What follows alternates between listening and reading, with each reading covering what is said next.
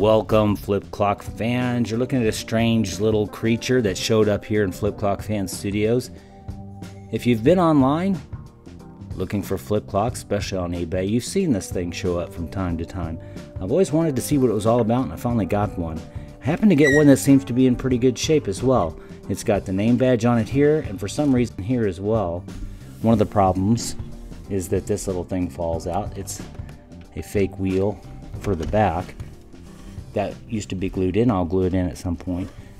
The other thing I did was saw this here, and I thought I needed to take it out. Well, there's a nut on the other side of this, and it looks like they glued all that in. So they glued that together. Everything's glued. Nothing moves here. The only thing that moves is the clock. So they used a lot of glue.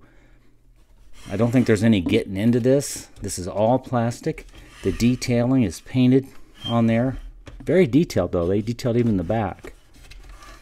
This is sort of a cheap flimsy plastic with a sort of chromed on there.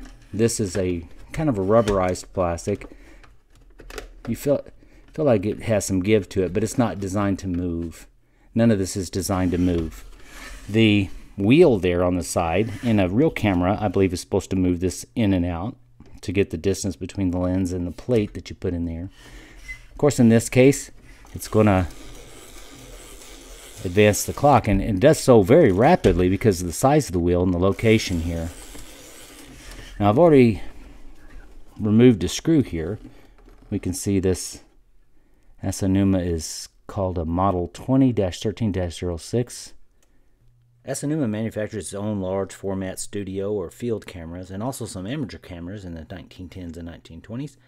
Asanuma was founded, they say, in 1871, so it says on the camera lens, established in 1871.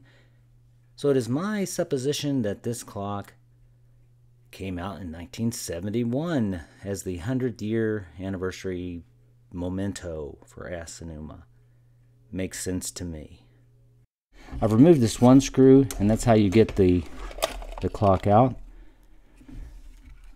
When you look at the clock, it's funny because the whirligig here has tape on it, but you never see that, and everything seems to be running well.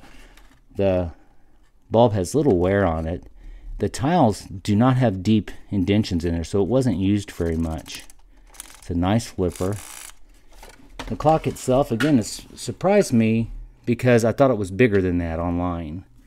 It's about the size, the mechanism, as a Copal 1-on-1.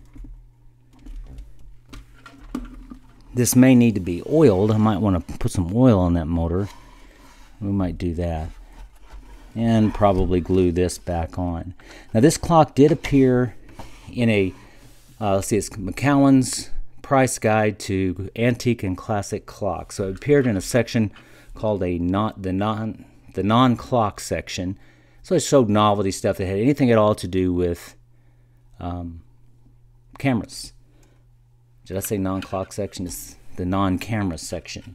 So there was clocks, there was lighters, there was candy dispensers and all kind of stuff like that. And it showed up in 1980s in that price guide. It was pictured for the first time in 1995, 1996 edition. Well, there it is, now part of the Flip Clock Fans collection, the Asanuma clock camera thing. Well, thanks for taking the time.